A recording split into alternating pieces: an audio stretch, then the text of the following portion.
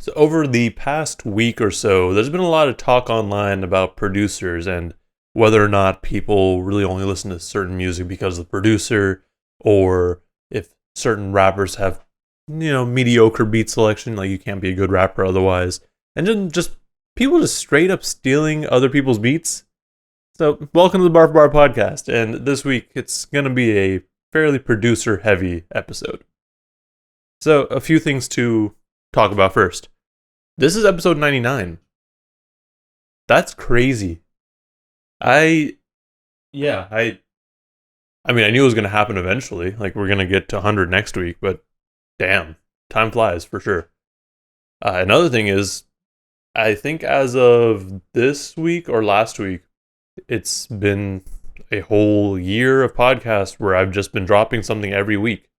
So I'm proud of myself. I don't care if y'all don't watch every episode or listen to every episode.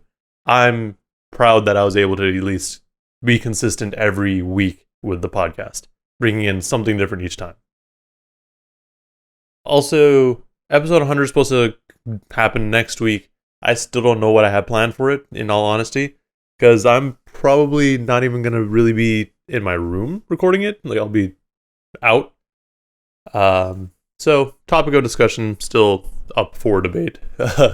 Probably just, we'll see.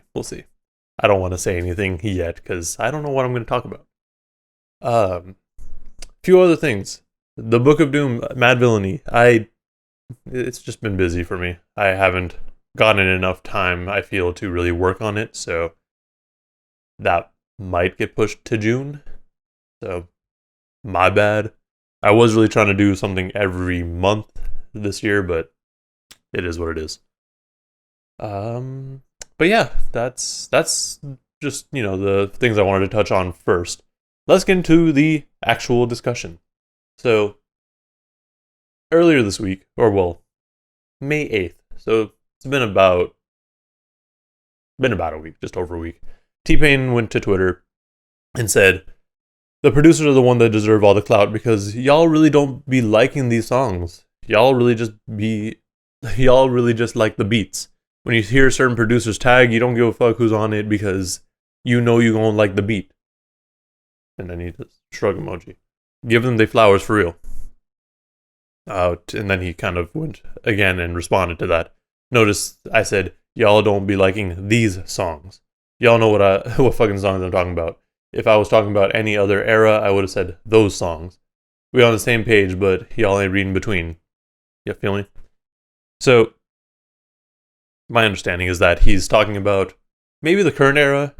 Like, yeah, I think the current era more so. Less than, like, T-Pain's golden era, like, in the, early mid 2000s. Here, I mean, I agree to an extent. I mean, there's a lot of music out there that, people don't really be caring about, like, and this is the same thing that is always the case in my mind, like, people who aren't super into music, like, people who are watching this probably, like, aren't gonna feel this way about music, like, they're not gonna just listen to music for the beat, but there are definitely people out there who just listen to whatever's popular and all that, and they're just like, oh yeah, this beat is awesome, I love this chorus. Like, they don't really listen to it for the subject matter or whatever they're actually saying in the lyrics. And that's always been the case. Like, there's always been songs like that. Like, you go back, and there are so many songs that are just, like, people who aren't into hip-hop are like, oh yeah, these songs are beautiful. They have so much more meaning, and realistically, they're just about doing drugs. But no one cared because they weren't paying attention to the lyrics. They were just listening to the chorus, and it sounded nice, and the beat. So I think that's kind of where we're going with this. It's not so much that these songs or these beats are bad. It's just, what's on subject, like what the subject matter is, it's a little bit whatever. Like, it's not even secondary. It's like dead last in terms of what people are paying attention to. And, I get it. Like, people like different music for different things, so I can't hate on that. Like, I'm not gonna bash you for liking someone just because of the beat. Like, that's what you like. That's your opinion. Like, I'm not gonna be here and just judge you for it. Like, I can be, yo, that's not for me. And that's really how you should do it. But anyways, that was just something that seemed interesting and really just, it's interesting to see someone like T-Pain say that, because T-Pain also produces pretty heavily. And I'm sure there have been times where in his career where people really only cared about the beat and not really what he was saying. So he's, I guess, self-aware in that sense. But also, I mean, T-Pain's just a great guy. I like T-Pain. He's just so much fun. It's also really funny that whole thing about him not seeing his Twitter DMs. I know exactly what you mean, because I almost never see requests on Twitter. So if I don't respond to you, that's usually why. That's why I say email me if you want to contact me, unless I follow you, because then obviously if I follow you, I'm not going to get a request. It's going to be just in my inbox. But if I don't follow you, it's much easier to get in contact with me via email, barforbarpodcast@gmail.com. So if you're interested in something like that, email me. But anyways, T-Pain said that. It was interesting. I just wanted to bring it up. I know a lot of people were just like, oh, T-Pain's just hating. Like, no. Like, what he's saying here is you got to give the producers their flowers.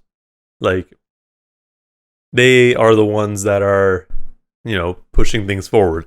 Like, there's going to be more people paying attention to producers now because people like their production style. So I appreciate that, because realistically, a lot of times producers don't get the attention they deserve. Like, it's because most of the time it's the artist at the front. So the producer almost always takes a back seat, which is probably why in recent years you've been hearing a lot more producer tags. Like, you don't hear older school producers using producer tags. Like, you don't see Ninth Wonder doing producer tags. You don't see Crisis. Even Dr. Dre, Eminem doesn't use any producer tags. Like, it's really only the newer ones, I guess. And again, it's not a bad thing. Like, a lot of times people got dope producer tags. So I'm not hating on that. It's just a different era. So, But yeah, no, producers definitely need more attention. And I'm glad that at least T-Pain acknowledges this. Moving on from that, there was another thing related to producers, and this was from Flying Lotus. Now, with this, what he said was, to me, you can't be a great rapper without having great beat selection. How do y'all feel? He just posed this question to Twitter, and one of his response was like, I love how Nas and Eminem are the only examples in here. So it's tricky, right? Like, so what qualifies a great rapper? In my mind, they have to have, beat selection is a pretty significant part in my mind. Like, if you want to be a really good, complete overall artist, like, you have to know what you sound good on, or what beats just sound dope, and what beats you can, rap your ass off to. Like, if you are just going into it and just choosing whatever beat, like, it's not really going to get people's attention. Like, so going back to being a great rapper, lyrics, beat selection, and content for me. Like, you have to have some sort of subject matter and flow. I'm sure there's more to it. Well, I know there's more to it. There's just like things that are coming off the top of my head. But it's funny that he meant, like, everyone was mentioning Nas and Eminem, because Nas has been known for poor beat selection. Eminem, I haven't really thought of as having poor beat selection, but sure, I guess. Stay in focus, camera. Sorry. But yeah, like you can still be a good rapper without having the best beat selection, but I think that Nas and Eminem are outliers in this sense because their lyrical and technical abilities exceed or like just kind of go beyond the need for the best beats. But I don't know. That's why I think people are saying that. But if you have a brand new rapper come out and their beat is just whack, it's going to be very hard to listen to them. I think part of being a great rapper is having enough of an appeal to a wide audience. Like, it doesn't have to be like everyone loves you, but there has to be, something to it that people are actually going to go and listen to you for. Like, I've said it before, like, but it's very hard sometimes. Like, there are dope lyricists out there, but their beats are just kind of whack, and I don't listen to them because of that. I'm not going to name anyone now because I've said it in the past, but they're, like, they got great ability. They've got so much skill, and then they just choose a beat that just sounds like trash. Like, I mean, the beat might not sound like trash, like, again, subjective, but they don't sound good on the beat. Or, like, the way that they're rapping on the beat doesn't sound right, or it's just not, or it could just be a beat that's not really meant to be rapped on. Like, there are plenty of beats like that. Like, I mean, if you look at Flying Lotus, a lot of beats that he makes, like, they're not really, to me, beats that most people would rap on. Like, at least on the Yasuke soundtrack, like, there's, to me, a lot of beats that didn't sound like people would rap on. They were just really good instrumentals. And this is a bit different because it's more like it's a soundtrack essentially. But on his previous albums as well, there are those tracks that there aren't any rappers on. And in my mind, there's a reason for that. Like, those beats, just people can't rap on. Or the beat is so much of a song in itself that if you add a rapper to it, you're just going to ruin the song. So there's points in which you can't really, like, even it out. Like, yeah, like having a dope beat but a rapper who doesn't really fit that beat is one issue. Like, and then the other issue is that you just don't sound good on a beat, or you just choose a beat that doesn't have wide appeal. I think for me, it's more like you have to find a beat that you can sound good on, and a lot of people will enjoy. But that's not always the easiest thing, so I don't blame anyone for just kind of rapping over whatever. I'm sure there's other examples of rappers or great rappers who have poor beat selection, but really it's hard to say. Like, if you really try to think about it, like, let's look at someone like Kendrick. Like, I think most people will say that Kendrick is a good rapper, or a great rapper. Well, that's also debatable too. I've seen it kind of go both ways. But I'd say maybe in general he's a good rapper, but mostly a good artist. And like a good songwriter. So I don't think there's any point in which he's had a really bad beat. At least in recent years. I mean, if you go back to like mixtape, like, sure, I guess you could say that. Because, I mean, even on Overly Dedicated, I didn't like every beat. Like, they were just like, okay. But once you got to Section 80 and everything, beat selection was good. So you can have that. Like, he might not be a great rapper, but he has good beat selection. And that really helps propel you. Again, I'm not saying that Kendrick is bad. Because I know someone's going to take it out of context and be like, oh, you trashing on Kendrick. Like, no, I don't. No. Just relax.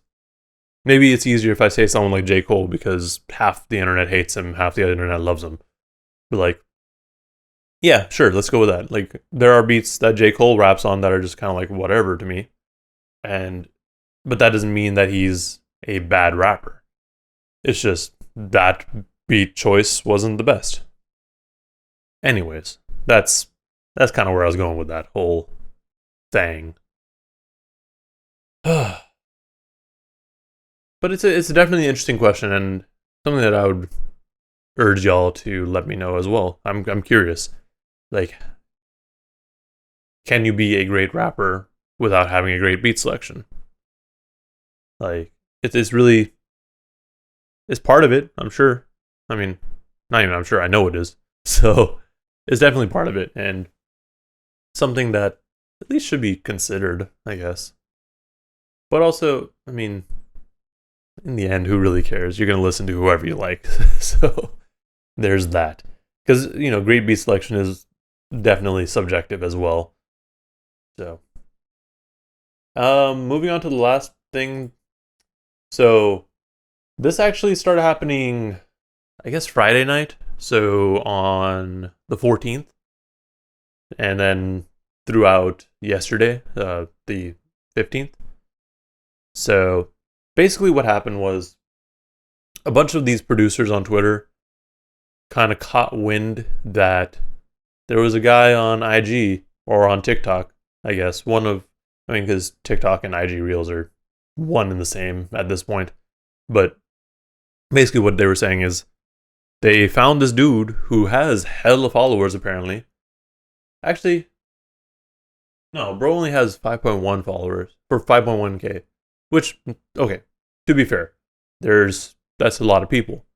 But he's been getting a lot of views because of his, beat videos. And if you haven't really watched any TikTok or IG Reel beat videos, it's basically that they're putting together a beat for you on IG, and then they play you the end product. Or in this case, he plays the beat and has all the equipment, and then just pretends to play the beat by himself. So, this guy is, he's been aired out on Twitter and IG. So, Carl Houston, pxvce on Instagram, I guess, has been caught, in 4K. How are you going to steal people's beats and just assume no one's going to say anything? So the person that I saw really talking about this was Eloquent, and he's just like, yo, how did you, why did you think you could just steal my friend's beats and no one would say anything? I think at some point though, dude just deleted his IG or something because too many people were coming after him. Which, to be fair, if you are caught stealing someone's beats, stealing someone's product, essentially, I mean, you would want to run away. You would want to try to hide. I wouldn't be surprised if he tries to come back and plays it off like these are his beats again, but fuck it. I think the biggest thing for me was that he has all this equipment and he didn't even try to make a beat or anything like that. At least that's what I've been hearing. I didn't go into his reels and everything and try to figure out, which one of these beats is actually his. I didn't care that much at the time because everyone else handled it. But it was just funny. You really think that you can just go and just steal someone's beat and no one would say anything? Bro, what is wrong with you? What the hell are you on? It's insane to me. Anyways, I just thought it was really funny because everyone talked about it. I think the only other person that I really saw outside of Eloquent was No from the Cunning Linguists and Kaylin Ellis, who did the album with Lupe last year. I think the count probably said something too. But regardless, there was a lot of people who felt some sort of way about it. And it was just funny because after a certain point, people just started memeing him. They like these other producers would go and basically pretend to play a very well-known beat and just play it off like, oh no, this is me. 100% in satire, like just to make fun of him. I just thought the whole thing was hilarious. Like, you basically trolled him out of whatever the hell he was doing, and now he's just gone. Actually, now I'm curious. Like, is he still on IG at all? Like, let's find out. Let's find out. Let's go to the bar for bar one because I don't want to show anyone my personal one. pxvce. Oh yeah, he's still there. That's wild, but now his account is private. Wild.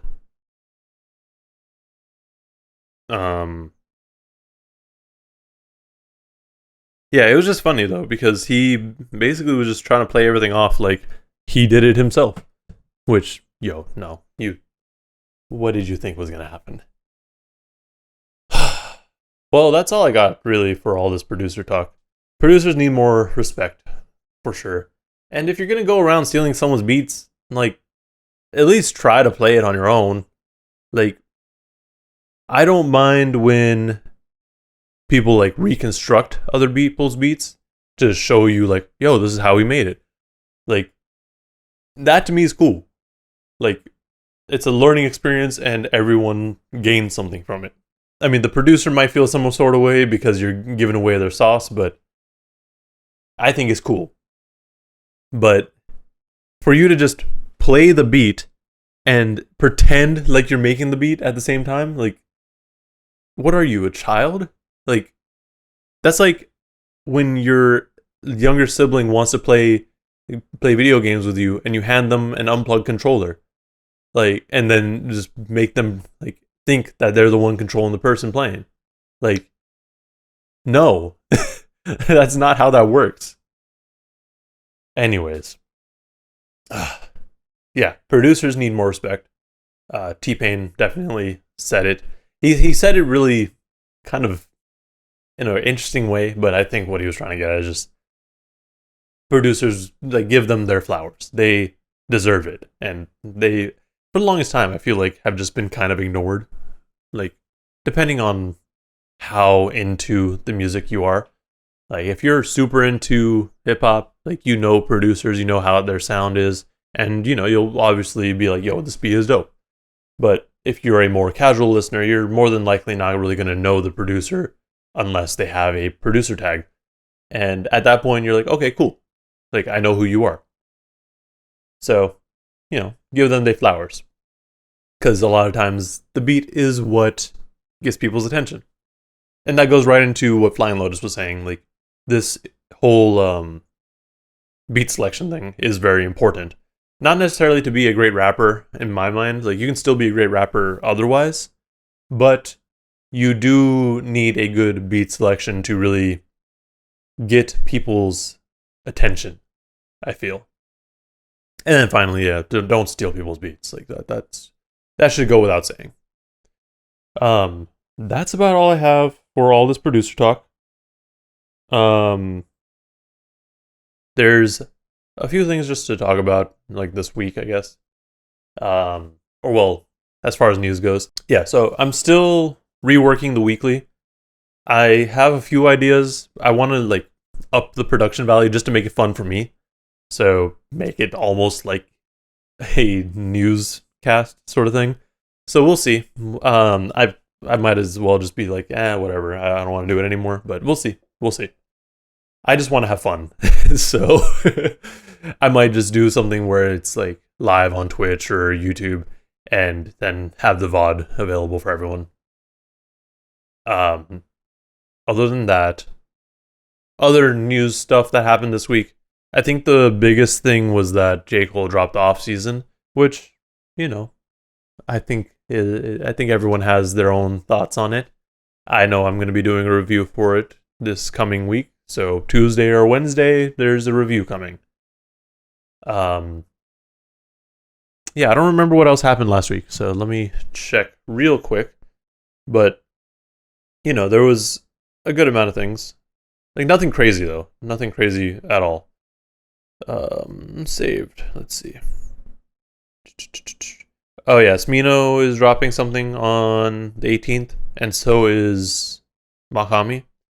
He's dropping Pray for Haiti. Corday started a record label.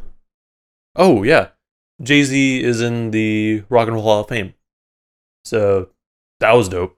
I fully expected it at some point, but it just kind of felt like it came out of nowhere.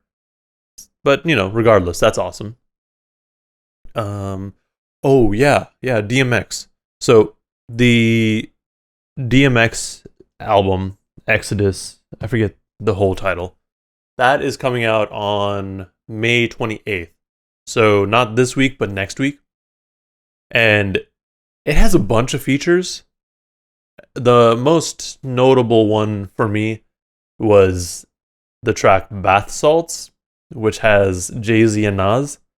And I'm just like, you really have a song titled Bath Salts? But also with Jay-Z and Nas? I'm excited for it. I just hope that they're actually on some rap shit rather than, oh, I'm rich, you could be like me too, sort of thing. Because that's not interesting to me at all. We'll have to wait and see though. I'm sure I would not be surprised if that's like a single that drops. But I also wouldn't be surprised if they just say, no singles, we're just going to drop the album. Because you could do that with this album, I see. If they do, well, either way, I'm going to do a breakdown for it, so we'll enjoy that when that happens. I can't wait to hear everyone saying that I don't know anything about what they're saying. Yeah, I'm not getting into that right now. Sometimes I choose to exclude things from videos because they're not interesting or that they're just, not worth talking about. I don't care if Nas says he's Coinbase, basically the cryptocurrency Scarface. I get what he's saying. It's not cool though. Anyways, other than that, yeah, I don't know what other videos I have planned, but that's all. I also, so it is also episode 100 next week. Again, I don't have anything planned. I just want to say thank you to everyone who's been watching and subscribed. I have friends directly, but there are also other people that I see in the comments pretty often, like Mary and Lucky. Like, shout out to you guys. You guys have been around for a while, honestly. And it's always fun to see people who have been like commenting and subscribed for a while just still be there. Because, it makes me feel like whatever I'm saying, it's interesting enough. Like, not that it's like true or like something mind-blowing, but it's just something that y'all are interested enough in hearing. So thank you. But I'll leave a lot of that for next week, probably. But for now, let me know in the comments below what you thought of all these producer talk. Whether or not you feel like producers need their flowers, and if rappers can be great rappers without the best beat selection. Also, just don't steal people's beats. Also, remember to like and subscribe if you want to see more content and podcasts like this where I just ramble for a random amount of time. Thank you for watching, and please stay safe out there.